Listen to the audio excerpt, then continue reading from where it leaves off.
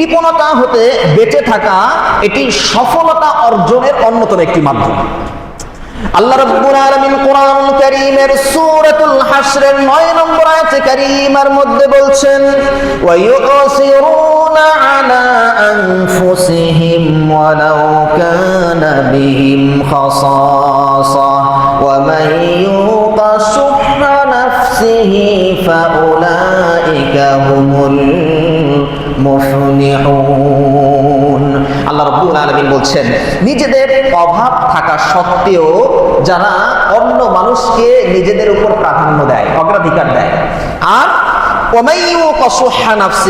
যে ব্যক্তি কৃপণতা থেকে বাঁচতে পারলো, যে ব্যক্তি অন্যকে নিজের উপর প্রাধান্য দিল আর কৃপণতা থেকে বাঁচতে পারলো, আল্লাহ রাব্বুল আলামিন বলছেন ফাউলাইকা হুমুল মুফলিহুন, এরাই হলো সফল কাম। এরা দুনিয়াতেও সফল কাম, এরা পরকালেও সফল কাম। হাদিস শরীফের মধ্যে আসছে, হযরতে আবু হুরায়রা রাদিয়াল্লাহু তাআলা আনহু থেকে বর্ণিত, তিনি বলছেন, জাআ রাজুলুন ইলান নবী সাল্লাল্লাহু আলাইহি ওয়াসাল্লাম ফাকালা ইন্নী মাজহুদুন ইয়া রাসূলুল্লাহ। একজন সাহাবী নবীজি সাল্লাল্লাহু আলাইহি ওয়াসাল্লামের কাছে আসলেন, বললেন, ইয়া রাসূলুল্লাহ, ইয়া হাবিবাল্লাহ, আমি ক্ষুধার্ত, আমাকে খাবারের ব্যবস্থা করেন। নবীজি সাল্লাল্লাহু আলাইহি ওয়াসাল্লাম তার এক স্ত্রীর কাছে সংবাদ পাঠাইলেন আর বললেন, হাল ইনদাকি শাই, তোমার কাছে কোনো কিছু আছে নাকি? তিনি বললেন, মা ইনদি ইল্লা মাউন ইয়া রাসূলুল্লাহ, ইয়া হাবিবাল্লাহ, আমার ঘরের মধ্যে পানি ছাড়া আর কিছুই নাই। নবীজি সাল্লাল্লাহু আলাইহি ওয়াসাল্লাম আরেক স্ত্রীর কাছে সংবাদ পাঠাইলেন, জিজ্ঞাসা করলেন, হাল ইনদাকি শাইউন, ঘরের মধ্যে কিছু আছে নাকি? তিনিও বললেন, মা ইনদি ইল্লা মাউন, পানি ছাড়া আর ঘরের মধ্যে কিছুই নাই। নবীজি সাল্লাল্লাহু আলাইহি ওয়াসাল্লাম এইভাবে সমস্ত স্ত্রীদের কাছে সংবাদ পাঠাইলেন, জিজ্ঞাসা করলেন কিছু আছে নাকি? সকলে হাত্তা কুলনা কুল্লুহুন্না মিথলা যালিক, সকলে বললেন, ইয়া রাসূলুল্লাহ, আমাদের ঘরে কিছুই নাই, শুধু পানি আছে। এবার নবীজি সাল্লাল্লাহু আলাইহি ওয়াসাল্লাম উপস্থিত সাহাবীদেরকে বললেন, ও আমার সাহাবীরা, মান ইউদিফু হাযাল লাইলা, আজকে এরকম কোনো মানুষ আছো যে আজকে রাত্রে আমার এই মেহমানকে বাসায় নিয়ে যাবে, তাকে মেহমান হিসেবে গ্রহণ করবে, এরকম কেউ আছো? একজন আনসার সাহাবী দাঁড়ায় গেলেন, বললেন, আনা ইয়া রাসূলুল্লাহ, আমি তাকে মেহমান হিসেবে গ্রহণ করব। তিনি ওই সাহাবীকে নিয়ে তার বাসায় গেলেন। তার স্ত্রীকে উদ্দেশ্য করে বললেন, আকরিমি যায়ফা রাসূলিল্লাহি সাল্লাল্লাহু আলাইহি ওয়াসাল্লাম, ইনি সাধারণ কোনো মেহমান নন, ইনি হলেন বিশ্বনবী মুহাম্মদুর রাসূলুল্লাহ সাল্লাল্লাহু আলাইহি ওয়াসাল্লামের মেহমান, সুতরাং তাকে সম্মান করো, তার যথার্থ মূল্যায়ন করো। আর জিজ্ঞাসা করলেন, হাল ইনদাকি শাই, ঘরের মধ্যে কিছু আছে, খাবার আছে? তিনি বললেন, লা ইল্লা কুতু সিবিয়ানি, শুধুমাত্র বাচ্চার খাবার আছে। নবীজির স্ত্রীরা বলেছেন শুধুমাত্র পানি আছে, আর এই আনসার সাহাবীর স্ত্রী বললেন, ইল্লা কুতু সিবিয়ানি, যে কিছু তো নেই, শুধুমাত্র বাচ্চার খাবার আছে। আমরা বাচ্চার খাবার বলতে কি বুঝি? আলা জাতীয়, তাই না? সুজি জাতীয়, তাই না? তো বললেন, লা ইল্লা কুতু সিবিয়ানি, শুধুমাত্র বাচ্চার খাবার আছে, আর কিছু নাই। আনসার সাহাবী এবার স্ত্রীকে বললেন, আল্লিহিম বিশাইইন ওয়া ইযা আরাদুল আশাআ ফানাবিহিম, যখন এদেরকে একটু সান্ত্বনা দিয়ে রাখো, আল্লিহিম বিশাইইন, কোনো কিছু দিয়ে এদেরকে সান্ত্বনা দিয়ে রাখো, ওয়া ইযা আরাদুল আশাআ ফানাবিহিম, আর যখন ওরা রাত্রেবেলা খাবার খাইতে চাবে, ফানাবিহিম, ওদেরকে এদিক সেদিক কথা বলে ওদেরকে ঘুম পাড়ায় দাও, সান্ত্বনা দিয়ে ওদেরকে ঘুম পাড়ায় দাও। আর মেহমান যখন ঘরের মধ্যে প্রবেশ করবে, ফাআতফিকিস সিরাজা, বাতিটা বন্ধ করে দাও, তাহলে সে বুঝতে পারবে না কোন খাবার আছে, কতটুকু আছে, আমরা খাচ্ছি নাকি খাচ্ছি না, এটা সে বুঝতে পারবে না। মেহমানের কদরদানি হয়ে যাবে, আমরাও বাঁচতে পারবো, রাসূলের মেহমানের সম্মান কদর করা হবে। তো মেহমান আসলেন, মেহমান খাবার খেলেন, বাতি নিভাইয়া দেওয়া হলো, মেহমান পরিপূর্ণভাবে খাবার খাইলেন। এই খবরটা আল্লাহ পাক রব্বুল আলামিন নবীজি মুহাম্মদুর রাসূলুল্লাহ সাল্লাল্লাহু আলাইহি ওয়াসাল্লামকে সকাল বেলায় ওহীর মাধ্যমে জানাই দিলেন। সুবহানাল্লাহ।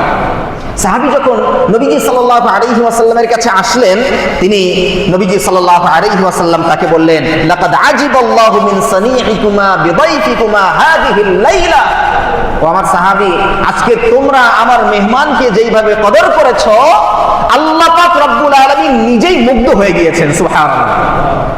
আল্লাহ রব্বুল আলামিন তোমার সফলতার ব্যাপারে আয়াতে কারিমা নাযিল করে জানায় দিয়েছেন, ওয়া ইউসিরুনা আলা আনফুসিহিম ওয়ালাউ কানা বিহিম খাসাসা ওয়া মান ইউকা শুহহা নাফসিহি ফাউলাইকা হুমুল মুফলিহুন। আজকে আমরা পবিত্র কোরআন ও সুন্নাহর আলোকে মাফহুমুল বুখল ওয়া উকুবাতুল বাখিল ফিদ দুনিয়া ওয়াল আখিরাহ, কৃপণতার পরিচয় এবং কৃপণতার ভয়াবহ শাস্তি সম্পর্কে কোরআন ও সুন্নাহর আলোকে আলোচনা করার চেষ্টা করব ইনশাআল্লাহ। ওয়া মা তাওফীকি ইল্লা বিল্লাহ, আলাইহি তাওয়াক্কালতু ওয়া ইলাইহি উনীব। প্রিয় মুসল্লি ভাইরা, আলোচনাটি সহজভাবে বোঝানোর জন্য আমি 5টি ভাগে বিভক্ত করেছি। প্রথমে আমরা আলোচনা করব কৃপণতা কাকে বলে, কৃপণতার পরিচয় নিয়ে। দ্বিতীয়ত কৃপণতার ভয়াবহতা সম্পর্কে। তৃতীয় পর্যায়ে কৃপণতার প্রকারভেদ। চতুর্থত কৃপণতার ইহকালীন ও পরকালীন শাস্তি। এবং সর্বশেষ কৃপণতা সৃষ্টি হওয়ার কারণ কি, এ থেকে বাঁচার উপায় কি, এই বিষয়ে আমরা ইনশাআল্লাহ আলোচনা শুনব। কৃপণতার পরিচয়, কৃপণতা কাকে বলে? কৃপণতার আরবি শব্দ হলো বুখ অথবা শুহ।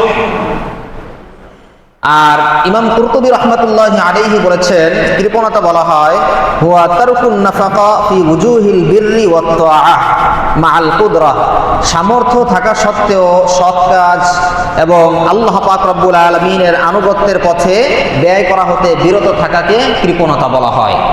অর্থাৎ আমরা যদি বলি যে কৃপণতা বলা হয় সামর্থ্য থাকা সত্ত্বেও প্রয়োজন মোতাবেক খরচ না করা এবং আল্লাহর রাস্তায় খরচ না করে সম্পদকে পুঞ্জীভূত করে রাখাকে। পরিবারের জন্য পরিপূর্ণ খরচ না করাও এটাকেও কৃপণতা বলা হয়।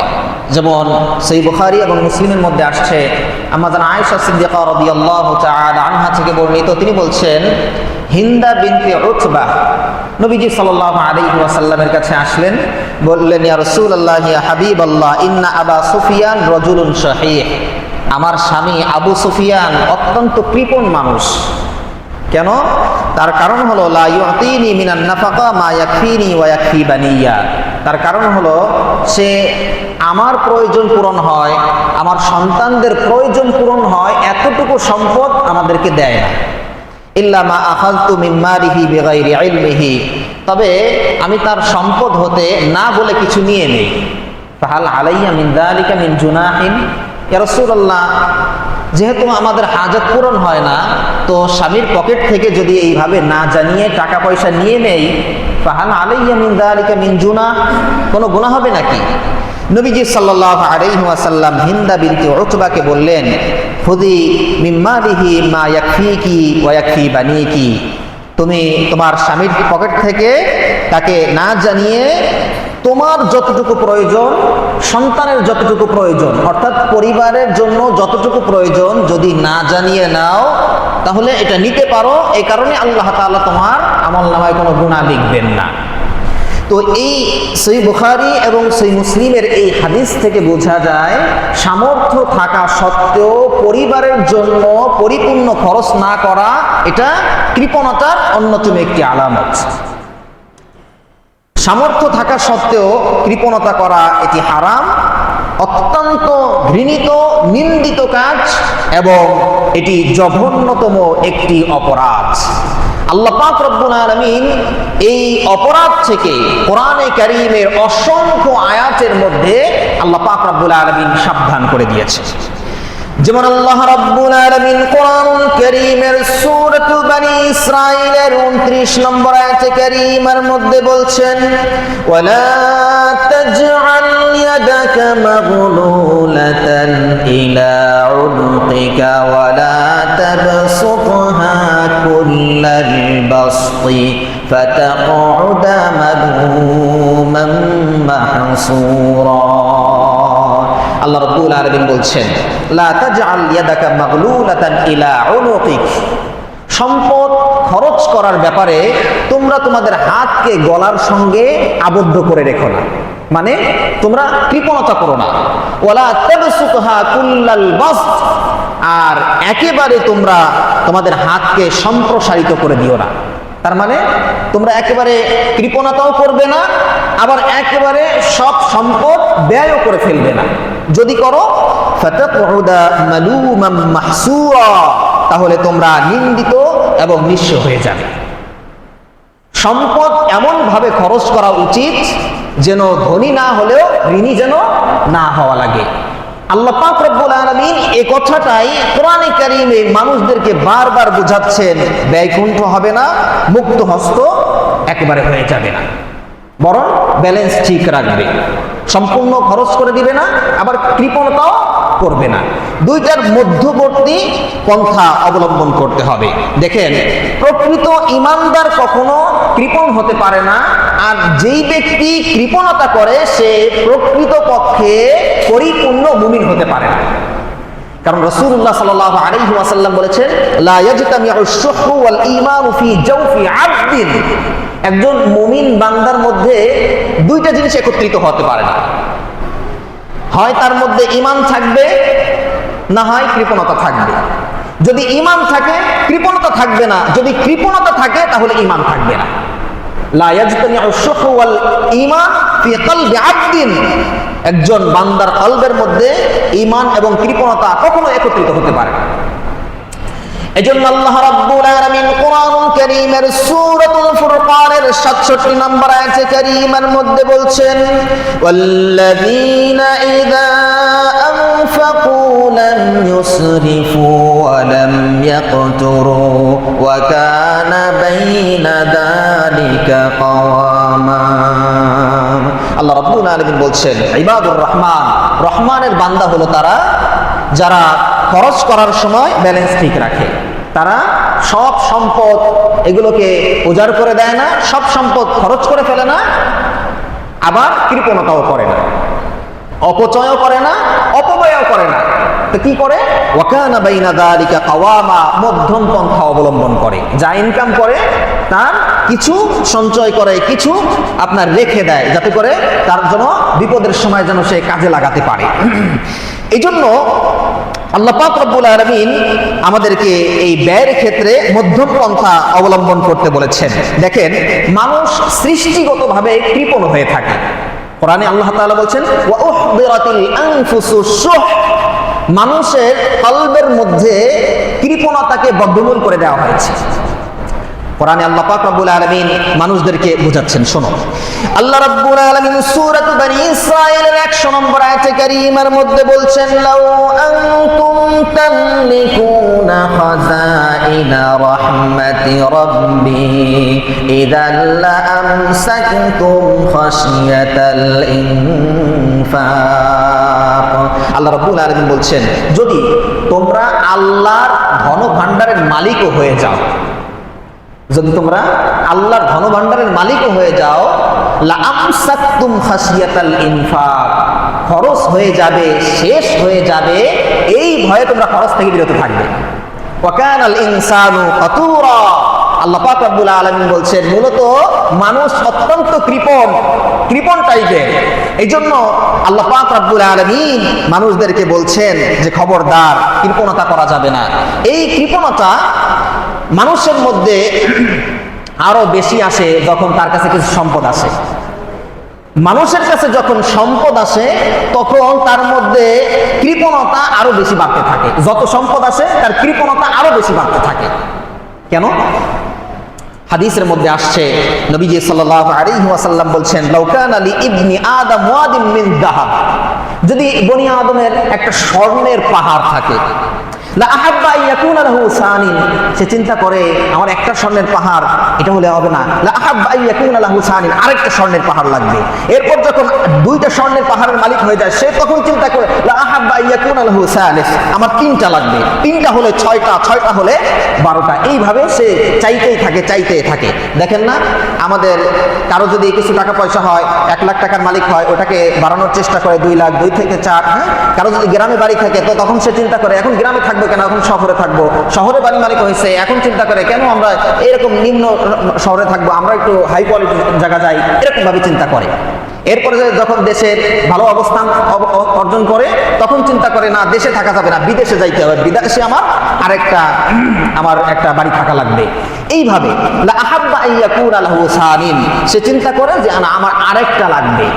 কৃপণতা তার মধ্যে বাড়তে থাকে। তো সম্পদ যখন জমা করতেছে তার মধ্যে কৃপণতা ততই তৈরি হচ্ছে, কারণ পরবর্তী আরেকটা সে জমা করতেছে, পরবর্তী তার একটা টার্গেট আছে, ওই টার্গেট পূরণ করার জন্য সে সব কিছুকে ছেড়ে দেয়, খাওয়া দাওয়া ছেড়ে দেয়, আপনার মানে সব কিছুই এক হিসেবে সে ছেড়ে দেয়। তো নবীজি সাল্লাল্লাহু আলাইহি ওয়াসাল্লাম বলছে ওয়ালা ইয়ামলাউ জাওফু ইবনু আদম ইল্লা তুরাব, মানুষের পেটটা কবরের মাটি ছাড়া কখনো পরিপূর্ণ হবে না। অর্থাৎ যতদিন পর্যন্ত সে বেঁচে থাকবে ততদিন পর্যন্ত সে এটা লাগবে, ওইটা লাগবে, এটা না হলে হবে না, ওইটা না হলে হবে না, তার এরকম আশা থাকবে। তো নবীজি সাল্লাল্লাহু আলাইহি ওয়াসাল্লাম তিনিও আমাদেরকে এই কৃপণতা থেকে দূরে থাকতে বলেছেন, আর বলেছেন যে কৃপণতা এবং ঈমান দুইটা কখনো একত্রিত হতে পারে না। প্রিয় ভাইরা আমার, এই জন্য এই কৃপণতা থেকে আমাদেরকে দূরে থাকতে হবে। কৃপণতা হতে বেঁচে থাকা এটি সফলতা অর্জনের অন্যতম একটি মাধ্যম।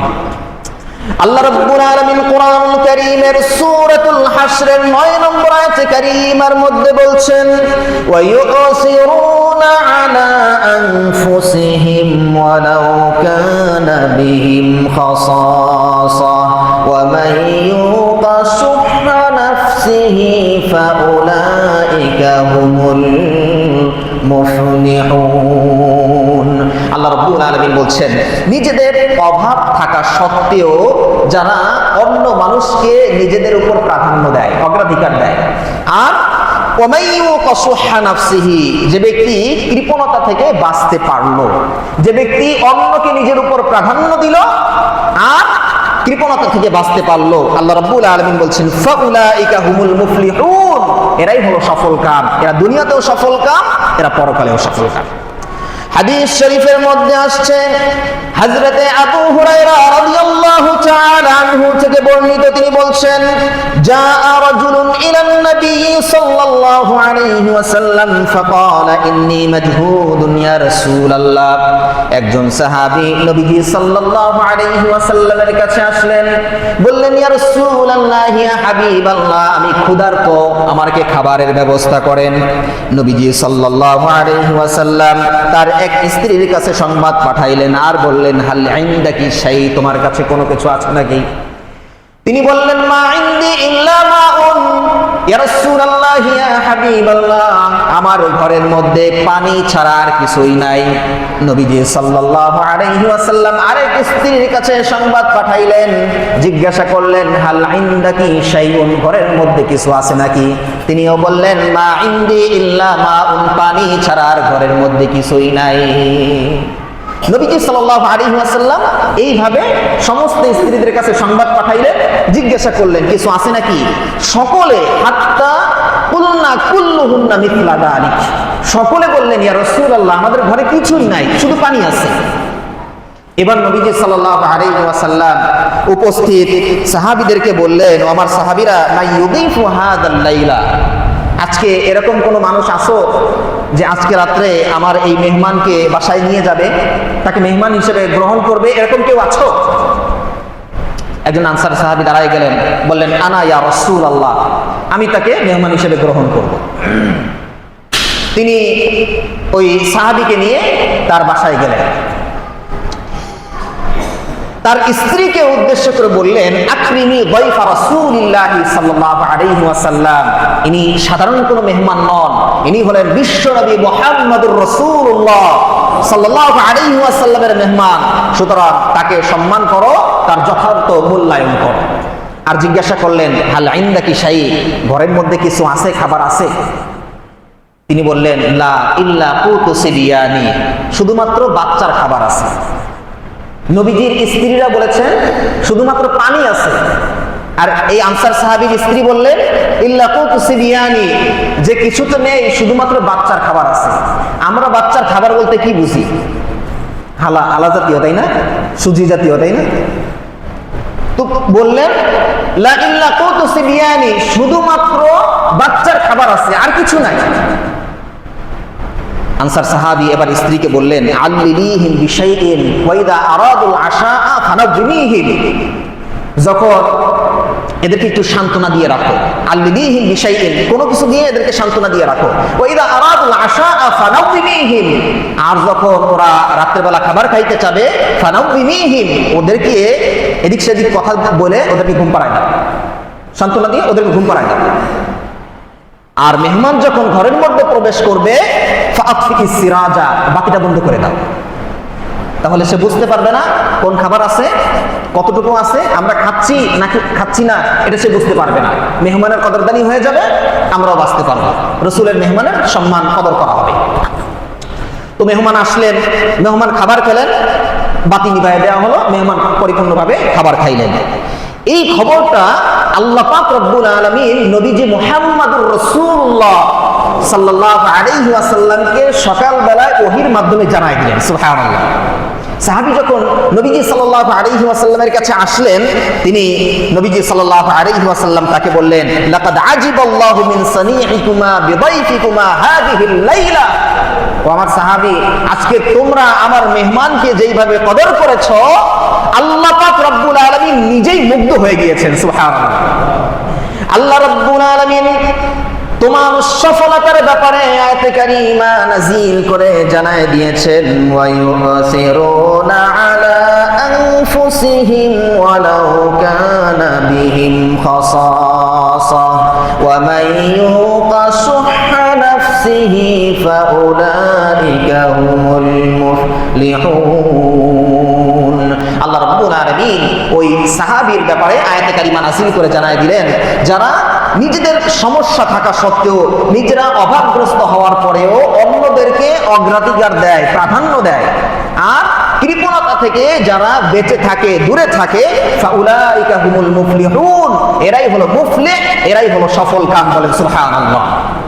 এজন্য আমাদেরকে এই কৃপণতা থেকে আমাদেরকে দূরে থাকতে হবে। আল্লাহ পাক রব্বুল আলামিনের রাস্তায় আমাদেরকে বেশি থেকে বেশি দান সাদাকা করতে হবে। এখন আমরা মনে করি কৃপণতা মানে হলো সম্পদের ক্ষেত্রে কৃপণতা, তাই না? আমরা সকলে মনে করি যে কৃপণতা মনে হয় সম্পদের ক্ষেত্রে কৃপণতা, এটাই মূল কৃপণতা। মূলত এর চাইতে বড় কৃপণতা আছে। দেখেন, কৃপণতার প্রকারভেদ নিয়ে আমরা একটু সংক্ষেপে আলোচনা করি। কৃপণতার এক নম্বর প্রকার হলো আল বুখলু বিল মাল, সম্পদের ক্ষেত্রে কৃপণতা।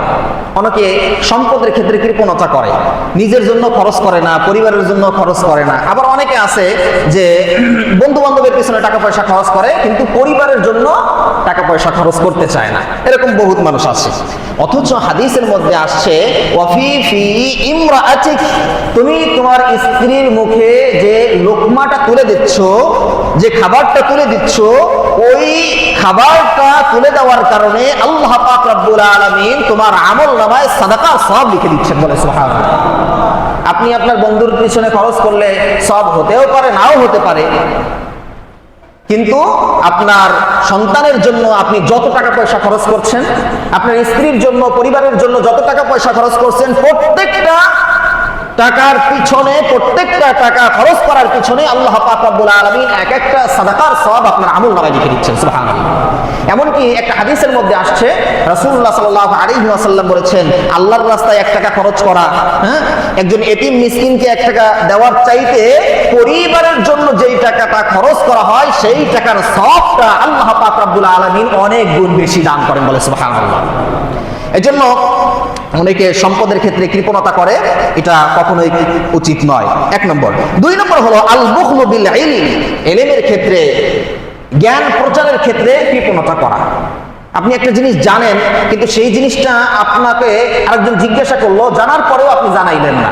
অথবা একটা একটা জিনিসের সঠিক তথ্য আপনার কাছে আছে, সঠিক তথ্য আপনার কাছে আছে, কিন্তু আপনি মানুষদেরকে ওই সঠিক তথ্য আপনি দিতে চান না। তো কেউ যদি এরকম ভাবে এলেমকে গোপন করে, তাহলে আল্লাহ পাক রব্বুল আলামিন তাদেরকে দুনিয়াতেও শাস্তি দেন, দুনিয়াতেও লাঞ্ছিত করেন, পরকালেও আল্লাহ পাক রব্বুল আলামিন তাদেরকে লাঞ্ছিত করেন। যেমন আল্লাহ রাব্বুল আলামিন কোরআনুল কারীমের সূরাতুল বাকারার 159 নম্বর আয়াতে কারীমার মধ্যে বলছেন, ইন্নাল্লাযীনা ইয়াকতুমুনা মা আনজালনা মিনাল বাইয়িনাতি ওয়াল হুদা। আল্লাহ রাব্বুল আলামিন বলছেন, নিশ্চয় যারা আল্লাহর বাণী, আল্লাহর কথাকে গোপন করে, সরাসরি আল্লাহর আয়াতকে গোপন করে, অথবা আল্লাহ তাআলা যেটা বোঝাতে চাচ্ছেন তার ভিন্ন ব্যাখ্যা করে, নিজের থেকে ভিন্ন ব্যাখ্যা করে। তো আল্লাহ পাক রব্বুল আলামিন বলছেন, উলাইকা ইয়ালআনুহুমুল্লাহ ওয়া ইয়ালআনুহুমুল লাঈনুন, এদের প্রতি আল্লাহ পাক রব্বুল আলামিন লানত করেন এবং লানাতকারীগণ ফেরেশতারাও তাদের উপর লানত করেন, অভিসম্পাত করেন, বলেন নাউযুবিল্লাহ। আর হাদিসের মধ্যে আসছে, নবীজি সাল্লাল্লাহু আলাইহি ওয়াসাল্লাম বলেছেন, মান সুইলা আন ইলমিন আলিমা সুম্মা কাতামা উলজিমা লাহু ইয়াউমাল কিয়ামা বিল জামিন মিন নার। রাসূলুল্লাহ সাল্লাল্লাহু আলাইহি ওয়াসাল্লাম বলছেন, কেউ যদি কোনো কিছু জানে আর তার কাছে জিজ্ঞাসা করা হয়, সেটা যদি সে গোপন করে, উলজিমা ইয়াউমাল কিয়ামা বিল জামিন মিন নার, তাহলে কিয়ামতের দিন জাহান্নামের আগুনের লাগাম তার মুখের মধ্যে পরিধান করিয়ে দেওয়া হবে, বলেন নাউযুবিল্লাহ। এই হলো 2 নম্বর কৃপণতা। 3 নম্বর কৃপণতা হলো আল বুখলু বিস সালাম, সালামের ক্ষেত্রে কৃপণতা। অনেকে সালাম দিতে চায় না, তো যে ব্যক্তি সালামের ক্ষেত্রে কৃপণতা করে, এ হলো সবচেয়ে বড় বখিল। নবী সাল্লাল্লাহু আলাইহি ওয়াসাল্লাম বলেছেন, আল্লাহর হাবিব সাল্লাল্লাহু আলাইহি ওয়াসাল্লাম বলছেন, ইন্না আবখালান নাস মান বাখিলা বিস সালাম, যে সালামের ক্ষেত্রে কৃপণতা করে, যে সালাম দিতে চায় না, এ হলো সবচেয়ে বড় বখিল, সবচেয়ে বড় কৃপণ। হাদিসের মধ্যে আসছে সালাম দেওয়া এটি কিন্তু আপনার জান্নাতে যাওয়ার অন্যতম একটি আমল। রাসূলুল্লাহ সাল্লাল্লাহু আলাইহি ওয়াসাল্লাম বলছেন, তোমরা যদি 4টি কাজ করো, আফশুস সালাম ওয়া আতঈমুত তুআম ওয়া সিলুল আরহাম ওয়া সাল্লু বিল লাইল ওয়ান নাস নিয়াম, তোমরা বেশি থেকে বেশি সালাম দাও, ওয়া আতঈমুত তুআম, এতিম মিসকিনদেরকে খাবার দাও, ওয়া সিলুল আরহাম, আত্মীয়তার সম্পর্ক রক্ষা করো, ওয়া সাল্লু বিল লাইল ওয়ান নাস নিয়াম, মানুষ যখন ঘুমিয়ে থাকে তখন তোমরা নামাজ আদায় করো। তো এই 4টি কাজ যদি তোমরা করতে পারো, তাদখুলুল জান্নাতা বিসালামিন, তাহলে নিরাপত্তার সঙ্গে নির্বিঘ্নে আল্লাহর জান্নাতে তোমরা প্রবেশ করবে, বলেন সুবহানাল্লাহ। তো এই জন্য আল বুখলু বিস সালাম, সালামের ক্ষেত্রে কৃপণতা করা কখনোই উচিত নয়। 4 নম্বর কৃপণতার প্রকারভেদ হলো আল বুখলু বিদ দুআ, দোয়ার ক্ষেত্রে কৃপণতা করা। অনেকে দোয়াই করতে চায় না, আবার দোয়া করলেও শুধুমাত্র নিজের জন্যই করে, নিজের বাপের জন্য, নিজের মার জন্য করে, তাই না?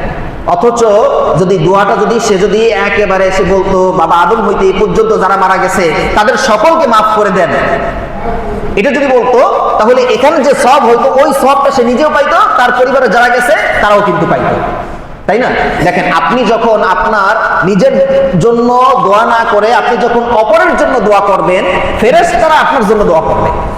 বলেন তো, আপনার দোয়া কবুল হইতেও পারে, না হইতে পারে, কিন্তু ফেরেশতারা যদি আপনার জন্য দোয়া করে, সেই দোয়া কবুল হওয়ার সম্ভাবনা আছে না নাই? কারণ লা ইয়াসুনাল্লাহ মা আমারাহুম ওয়া ইয়াফআলুনা মা ইউমারুন, তারা তো আল্লাহ পাক রব্বুল আলামিনের হুকুম লঙ্ঘন করে না। তো আপনি যখন অন্যের জন্য দোয়া করছেন, ফেরেশতারা বলতেন ওয়ালাকা মিসলা যালিক, তুমি যে তার জন্য দোয়া করছো, আল্লাহ তাআলা সমপরিমাণ জিনিস তোমাকেও দান করুন, সুবহানাল্লাহ। তো এই জন্য দোয়ার ক্ষেত্রে কৃপণতা করা উচিত নয়। যখন দোয়া করব, সকলের জন্য দোয়া করব, অপরের জন্য দোয়া করব, তাহলে আল্লাহ পাক রব্বুল আলামিন ওই জিনিস আমাকেও দান করবেন।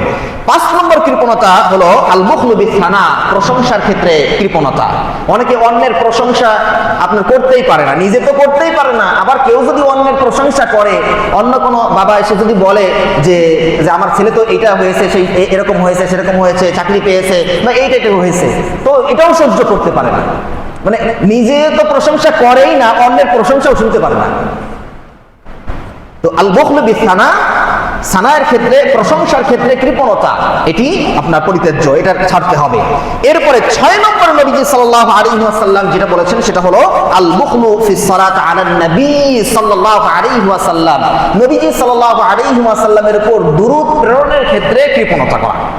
আল্লাহর হাবিব সাল্লাল্লাহু আলাইহি ওয়াসাল্লাম বলেছেন, আল বাখিরুল্লাযী মান যুকিরতু ইনদাহু ওয়া লাম ইউসাল্লি আলাইয়া, যার কাছে আমি নবী মুহাম্মদ করেন সাল্লাল্লাহু আলাইহি ওয়াসাল্লাম, যার কাছে আমি নবী মুহাম্মদ সাল্লাল্লাহু আলাইহি ওয়াসাল্লামের নাম উচ্চারিত হলো, কিন্তু আমার নাম উচ্চারিত হওয়ার পরেও সাল্লাল্লাহু আলাইহি ওয়াসাল্লাম পড়লো না, সে হলো সবচেয়ে বড় বখীল।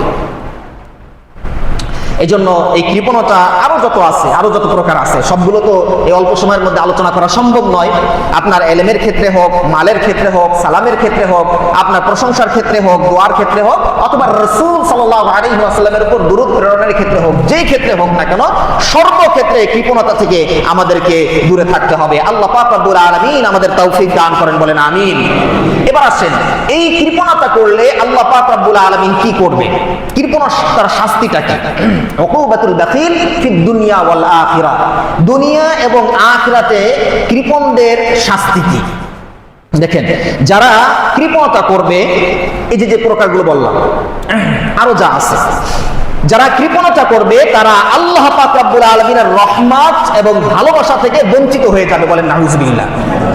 যেমন আল্লাহ রাব্বুল আলামিন কোরআনুল কারীমের 4 নম্বর সূরা সূরাতুন নিসার 36-37 নম্বর আয়াতে কারীমার মধ্যে বলছেন, ইন্নাল্লাহা লা ইউহিব্বু মান কানা মুখতালান ফাখুরা। আল্লাহ রাব্বুল আলামিন বলছেন, নিশ্চয়ই আল্লাহ পাক রব্বুল আলামিন প্রত্যেক দাম্ভিক অহংকারীকে পছন্দ করেন না, ভালোবাসেন না। এখন দাম্ভিক অহংকারীকে আল্লাহ তাআলা 37 নম্বর আয়াতে কারীমার মধ্যে বলছেন, আল্লাহ রাব্বুল আলামিন বলছেন, দাম্ভিক কারা? শোনো, আল্লাযীনা ইয়াবখালুনা ওয়া ইয়া'মুরুনা আন-নাসা বিল বুখলি ওয়া ইয়াকতুমুনা মা আতাহুমুল্লাহু মিন ফাদলিহি। আল্লাহ রাব্বুল আলামিন বলছেন, দাম্ভিক হলো তারা যারা কৃপণতা করে, ওয়া ইয়া'মুরুনা আন-নাসা বিল বুখল, নিজে তো করে আর মানুষদেরকেও কৃপণ হওয়ার নির্দেশ দেয়। ওয়ায়াকতুমুনা মা আতাহুমুল্লাহু মিন ফাদলিহি, আর আল্লাহ পাক রব্বুল আলামিন তাকে যে অনুগ্রহ দিয়েছেন সেই অনুগ্রহ গোপন করে রাখে। তো যারা কৃপণতা করে আল্লাহ পাক রব্বুল আলামিন তাদেরকে দাম্ভিক বলেছেন, অহংকারী বলেছেন, আর আল্লাহ পাক রব্বুল আলামিন দাম্ভিক অহংকারীকে ভালোবাসে। তার মানে হলো, যারা কৃপণতা করে, কৃপণতার নির্দেশ দেয়, আল্লাহ প্রদত্ত সম্পত্তি যারা গোপন করে রাখে, আল্লাহ তাআলা তাদেরকে ভালোবাসেন না। এইভাবে হাদিস শরীফের মধ্যে আসছেন, বিশ্বনবী মুহাম্মদ সাল্লাল্লাহু আলাইহি ওয়াসাল্লাম বলেছেন, আস-সাখিয়্যু করিবুম মিনাল্লাহ করিবুম মিনান নাসি করিবুম মিনাল জান্নাতি বাঈদুম মিনান নারি। আল্লাহর হাবিব সাল্লাল্লাহু আলাইহি ওয়াসাল্লাম বলেছেন, দানশীল ব্যক্তি সে আল্লাহর নিকটবর্তী, মানুষের নিকটবর্তী, জান্নাতের নিকটবর্তী, বাঈদুম মিনান নার, এবং সে জাহান্নামের দূরবর্তী, বলেন সুবহানাল্লাহ। এরপর রাসূলুল্লাহ বলছেন, ওয়াল বাকিলু বাঈদুম মিনাল্লাহ বাঈদুম মিনান নাস বাঈদুম মিনাল জান্নাতি করিবুম মিনান নার। রাসূলুল্লাহ সাল্লাল্লাহু আলাইহি ওয়াসাল্লাম বলছেন, আর যে ব্যক্তি কৃপণ, সে আল্লাহ হতে দূরবর্তী, মানুষ হতে দূরবর্তী, জান্নাত হতে দূরবর্তী, করিবুম মিনান নার, আর সে জাহান্নামের নিকটবর্তী, বলেন নাউজুবিল্লাহ।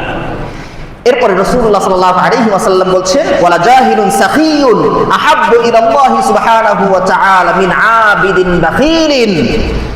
আল্লাহর হাবিব সাল্লাল্লাহু আলাইহি ওয়াসাল্লাম বলছেন, একজন আবেদ বখিলের চাইতে, একজন কৃপণ ইবাদতকারীর চাইতে একজন সাখী দানশীল মূর্খ ব্যক্তি আল্লাহ পাক রব্বুল আলামিনের কাছে অনেক ভালো, অনেক প্রিয়।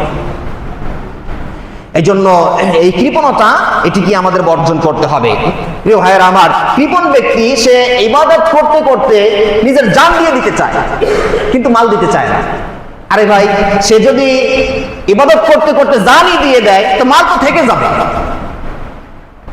এই জন্য আল্লাহ পাক রব্বুল আলামিন সফলতা অর্জন করার ক্ষেত্রে আল্লাহ পাক রব্বুল আলামিন বলেছেন, যদি সফলতা অর্জন করতে চাও, জান দেওয়ার পূর্বে আগে মাল দাও। আল্লাহ তাআলা বলেছেন, আল্লাহ রাব্বুল আলামিন সূরাতুস সাফ 10, 11, 12 নম্বর আয়াতে কারীমার মধ্যে বলছেন, হাল আদুল্লুকুম আলা তিজারাতিন তুনজিকুম মিন আযাবিন আলীম। আল্লাহ রাব্বুল আলামিন বলছেন, আমি কি তোমাদেরকে এমন ব্যবসার কথা বলে দিব, তুনজিকুম মিন আযাবিন আলীম, যেই ব্যবসা তোমাদেরকে যন্ত্রণাদায়ক শাস্তি হতে, জাহান্নামের আগুন থেকে তোমাদেরকে নাজাত দিবে, মুক্তি দিবে, এমন ব্যবসার কথা তোমাদের কি বলে দিব? আল্লাহ রাব্বুল আলামিন বলছেন সেই ব্যবসাটা হলো তুমিনুনা বিল্লাহি ওয়া রাসূলিহি ওয়া তুজাহিদুনা ফি সাবিলিল্লাহি বিআমওয়ালিকুম ওয়া আনফুসিকুম। আর সেই ব্যবসাটা হলো যে তোমরা আল্লাহর প্রতি ঈমান আনবে, নবীর প্রতি ঈমান আনবে, আর তোমাদের মাল দিয়ে, সম্পদ দিয়ে এবং জান দিয়ে আল্লাহর রাস্তায় লড়াই করবে, জিহাদ করবে। তো এই কাজ যদি তোমরা করতে পারো তাহলে আল্লাহ তাআলা ইয়াগফির লাকুম যুনুবাকুম, তোমাদের সমস্ত গুনাহগুলো মাফ করবেন। ওয়া ইউদখিলুকুম জান্নাতিন তাজরি মিন তাহতিহাল আনহার, এমন জান্নাত তোমাদেরকে দান করবেন যে জান্নাতের তলদেশ দিয়ে নহর প্রবাহিত। আল্লাহ পাক রব্বুল আলামিন বলছেন যালিকাল ফাওজুল আযীম, এটাই হলো মহা সাফল্য, এটাই হলো আসল সফলতা। তার মানে হলো যারা নিজেদের মাল খরচ করে, জান খরচ করে আল্লাহর রাস্তায় লড়াই করে তারা প্রকৃত সফলতা অর্জন করতে পারে। তো যারা কৃপণতা করবে, যারা কৃপণ, আল্লাহ পাক রব্বুল আলামিনের রহমত থেকে, আল্লাহর ভালোবাসা থেকে তারা বঞ্চিত হয়ে যাবে। 2 নম্বর শাস্তি হলো যারা কৃপণতা করে তাদের জন্য আল্লাহ পাক রব্বুল আলামিনের ফেরেশতারা তাদের জন্য বদদুয়া করেন। বলেন নাউযুবিল্লাহ। রাসূলুল্লাহ সাল্লাল্লাহু আলাইহি ওয়াসাল্লাম বলেন মা মিন ইয়াউমিন ইউসবিহুল ইবাদ ইল্লা ইয়ানজিলান ইল্লা মালাকানে ইয়ানজিলান, প্রত্যেকটা দিন সকালবেলা 2 জন ফেরেশতারা আকাশ থেকে দুনিয়াতে অবতরণ করেন। একজন ফেরেশতা সে দোয়া করে আল্লাহুম্মা আতি মুনফিকান খালাফা, আয় আল্লাহ যে আপনার সন্তুষ্টির জন্য আপনার রাস্তায় খরচ করেছে তার সম্পদ আপনি বাড়াইয়া দেন।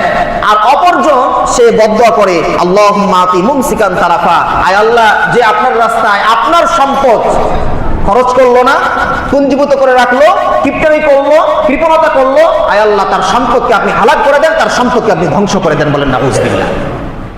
আর কথা বলেছি আপনাদেরকে যে ফেরেশতারা যেই দোয়াটা করে সেই দোয়াটা আল্লাহ তাআলা কবুল করে নেন। এই জন্য আমরা যদি ফেরেশতাদের এই বদদুয়া থেকে বাঁচতে চাই, কৃপণতাকে আমাদের পরিহার করতে হবে, কৃপণতাকে আমাদের ছাড়তে হবে। যারা কৃপণতা করবে তাদের ধ্বংস অনিবার্য, ফিদ দুনিয়া আও ফিল আখিরাহ, হয় এই ধ্বংসটা দুনিয়াতে হতে পারে অথবা আখিরাতে হতে পারে। যেমন আল্লাহর হাবিব সাল্লাল্লাহু আলাইহি ওয়াসাল্লাম বলেছেন ইত্তাকুজ যুলমা ফাইন্নাজ যুলমা যুলমাতুন ইয়াউমাল কিয়ামা।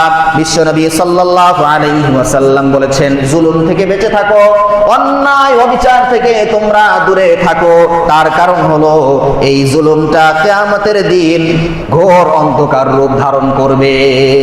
সুতরাং জুলুম থেকে বাঁচো। ওয়াত্তাকুস সুহহা ফাইন্নাস সুহহা আহলাকা মান কানা ক্বাবলাকুম, আর তোমরা কৃপণতা থেকেও দূরে থাকো, তার কারণ এই কৃপণতা তোমাদের পূর্বসূরীদেরকে ধ্বংস করে দিয়েছে। কিভাবে? হামালাহুম আলা আন সাফাকু দিমাআহুম ওয়াস্তাহাল্লু মাহারিমাহুম, কারণ এই কৃপণতা তাদের রক্তপাত এবং হারামকে হালাল জিনিস করতে উদ্বুদ্ধ করেছিল। এইভাবে তারা ধ্বংস হয়ে গিয়েছিল। আল্লাহ পাক রব্বুল আলামিন তাদেরকে ধ্বংস করেছেন। দেখেন কারণের ঘটনা আপনারা জানেন। কারণকে আল্লাহ পাক রব্বুল আলামিন অঢেল সম্পত্তি দান করেছিলেন, কিন্তু সে আল্লাহ পাক রব্বুল আলামিনের হুকুম লঙ্ঘন করেছিল, কৃপণতা করেছিল, সে সাদাকা করেনি, যার কারণে আল্লাহ পাক রব্বুল আলামিন তার সমুদয় সম্পদকে ধ্বংস করে দিয়েছেন। সূরাতুল কাসাসের আপনার 76 থেকে 82 নম্বর আয়াতে কারিমার মধ্যে কারণের ঘটনা উল্লেখ করা হয়েছে। আল্লাহ রাব্বুল আলামিন বলছেন কারণকে কত সম্পদ দিলাম শোনো। ওয়া আতাইনাহু মিনাল কুনুজি মা ইন্না মাফাতিহাহু লাতানু বিল উসবাতি উলিল কুওয়া। আল্লাহ রাব্বুল আলামিন বলছেন কারণকে এত সম্পদ দিয়েছি যে কারণের খাজানার যে চাবি ছিল এই চাবিগুলো বহন করা কয়েকজন শক্তিশালী যুবকদের জন্য কষ্টসাধ্য ছিল। চিন্তা করেন আপনি কতগুলো চাবি আপনি বহন করতে পারেন। একজন শ্রমিক, অনেক শ্রমিক আছে সে মনে করেন আপনার 100 কেজি 200 কেজি তার কাছে কিছুই না, তাই না? 100 কেজি 200 কেজি কিছুই না। আল্লাহ তাআলা বলেছেন লাতানু বিল উসবা, শক্তিশালী যুবকদের জন্য তার চাবি বহন করা কষ্টসাধ্য ছিল। তাহলে তার কত ধনভাণ্ডার ছিল, কত খাজানা তার ছিল, কত চাবি তার ছিল, কত সম্পদ তার ছিল। তাফসীরের মধ্যে আসছে যে কারণকে আল্লাহ পাক রব্বুল আলামিন যে সম্পদ দিয়েছেন কিয়ামত পর্যন্ত এরকম সম্পদশালী আর কেউ আসবে না। আল্লাহ পাক রব্বুল আলামিন কারুনকে এত সম্পদ দিলেন, সম্পদ দেওয়ার পরে কারুনকে বললেন ওয়াবতাগি ফীমা আতাকাল্লাহুদ দারুল আখিরাহ, তোমাকে যে সম্পদ দিয়েছি এই সম্পদের মাধ্যমে তুমি আখিরাতের নিবাস অন্বেষণ করো।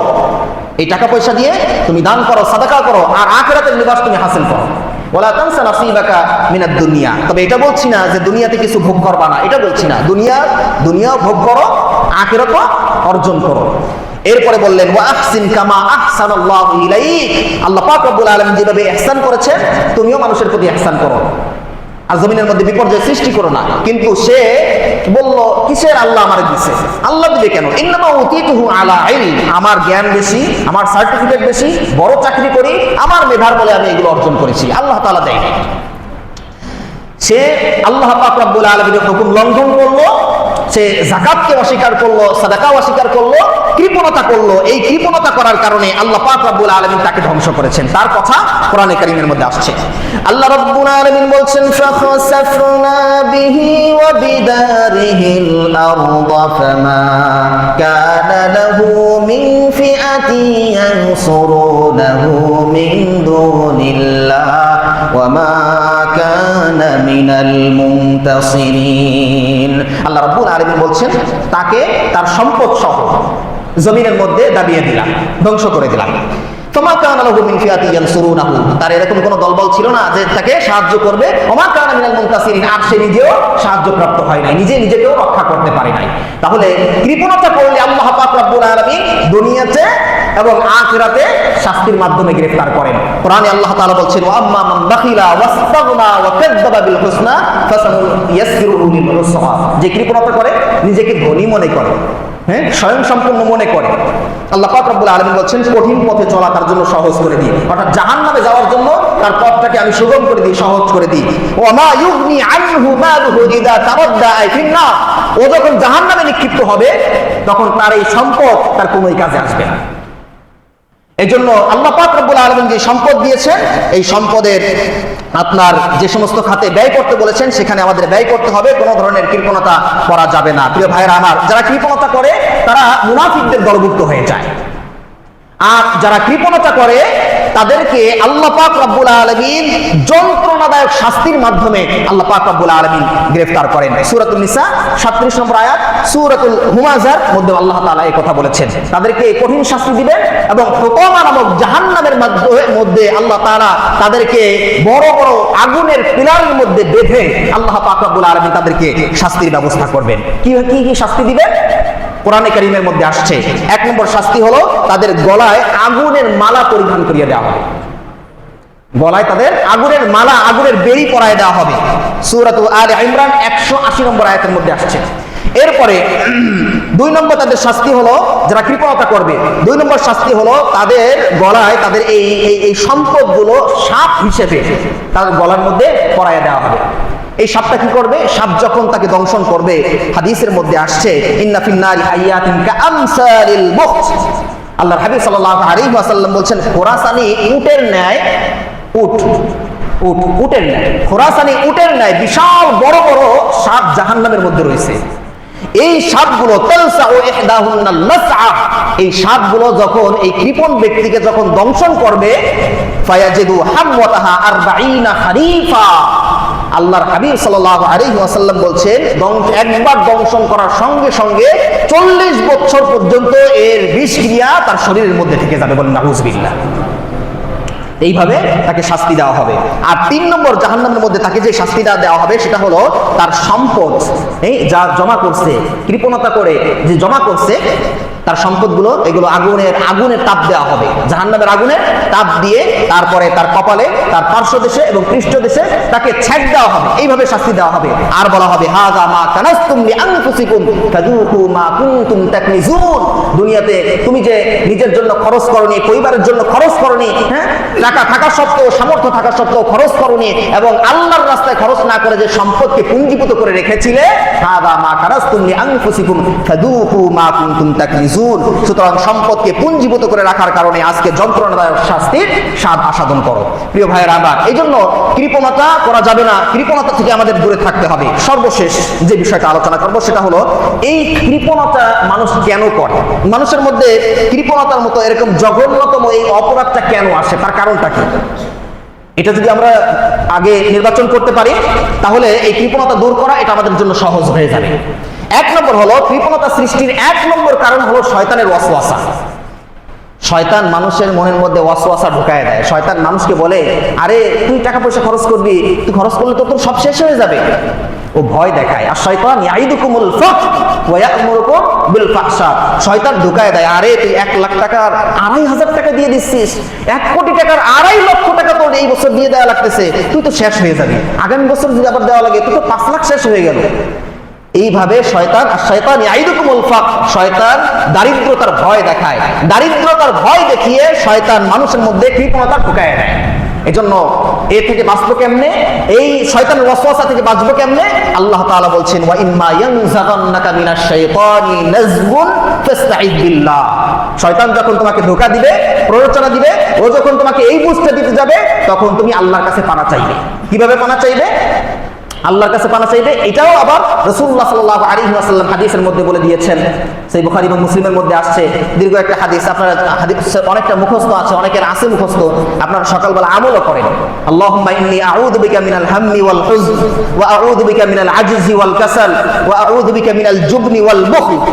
এই যে ওয়া আউযু বিকা মিনাল জুবনি ওয়াল বুখল, আয় আল্লাহ কৃপণতা থেকে আপনার কাছে পানা চাই। তো এই যে ফজরের পরে আপনারা এইভাবে, ফজরের পরে এবং মাগরিবের পরে এইভাবে আপনার দোয়া করা। তো কৃপণতা সৃষ্টি হওয়ার 1 নম্বর কারণ হলো শয়তানের ওয়াসওয়াসা। কৃপণতা সৃষ্টি হওয়ার 2 নম্বর কারণ হলো কৃপণ মানুষের সঙ্গ গ্রহণ করা। আপনি যদি ভালো মানুষের সঙ্গ গ্রহণ করেন আপনি ভালো হবেন, খারাপ মানুষের সঙ্গ গ্রহণ করবেন খারাপ হবেন। দানশীল মানুষদের সঙ্গে থাকবেন দানশীল হবেন। আপনি যদি কৃপণ মানুষের সঙ্গে থাকেন কৃপণ হবেন, তাই না? এই জন্য বলা হয় যে আপনি যদি ধনী হইতে চান 10 জন ধনী মানুষের সাথে উঠা বসা করেন, আর গরিব হইতে চাইলে 10 জন গরিব মানুষের সাথে উঠা বসা করেন। তো এই জন্য রাসূলুল্লাহ সাল্লাল্লাহু আলাইহি ওয়াসাল্লাম এই কথাটা বলেছেন, আল মারউ আলা দীনি খালিলিহি। প্রত্যেকটা মানুষ তার বন্ধুর ধর্ম, চরিত্র, আখলাক গ্রহণ করে থাকে। সুতরাং তোমাদের প্রত্যেকের একটু যাচাই করে নেওয়া উচিত কাকে সে বন্ধু হিসেবে গ্রহণ করছে। সে কি দানশীল ব্যক্তিকে বন্ধু হিসেবে গ্রহণ করছে না কৃপণ ব্যক্তিকে বন্ধু হিসেবে গ্রহণ করছে, এটা যাচাই বাছাই করে নেওয়া উচিত। এজন্য আল্লাহ পাক রব্বুল আলামিন বলছেন, আল্লাহকে ভয় করো, ওয়াকুনু মা'আস সাদিকিন, সাদিকদের সঙ্গে থাকো, মুজাহিদদের সঙ্গে থাকো, ভালো মানুষদের সঙ্গে তোমরা থাকো। এই হলো 2 নম্বর, কৃপণতা সৃষ্টি হওয়ার 2 নম্বর কারণ এবং কৃপণতা দূর করার 2 নম্বর উপায়। 3 নম্বর হলো কৃপণতার পরিণতি সম্পর্কে অজ্ঞতা। দেখেন, অজ্ঞতা সমস্ত অপরাধের মূল। অজ্ঞতা সমস্ত অপরাধের মূল। আপনি যখন জানবেন না যে এই কাজটা করলে আপনার এই শাস্তি হইতে পারে, এটা সওয়াব হইতে পারে, তখন আপনি কাজের দিকে আপনি উৎসাহিত হবেন না, কাজ আপনি ছাড়বেন না, গুনার কাজ আপনি ছাড়বেন না। এই জন্য এই কৃপণতা, আপনার পরিণতি সম্পর্কে অজ্ঞতা, এটা আপনার কৃপণতা সৃষ্টি হওয়ার অন্যতম একটি কারণ। এজন্য আমাদেরকে জানতে হবে কৃপণতা করলে কি কি শাস্তি হয়। এই শাস্তি সম্পর্কে 5টা শাস্তি বললাম, যে এগুলো করলে জাহান্নামে যেতে হবে। এজন্য এই বিষয়টা আমাদেরকে ছাড়তে হবে। এরপরে কৃপণতা সৃষ্টি হওয়ার 4 নম্বর কারণ হলো আল্লাহর উপর ভরসার অভাব। আল্লাহর উপর ভরসার অভাব।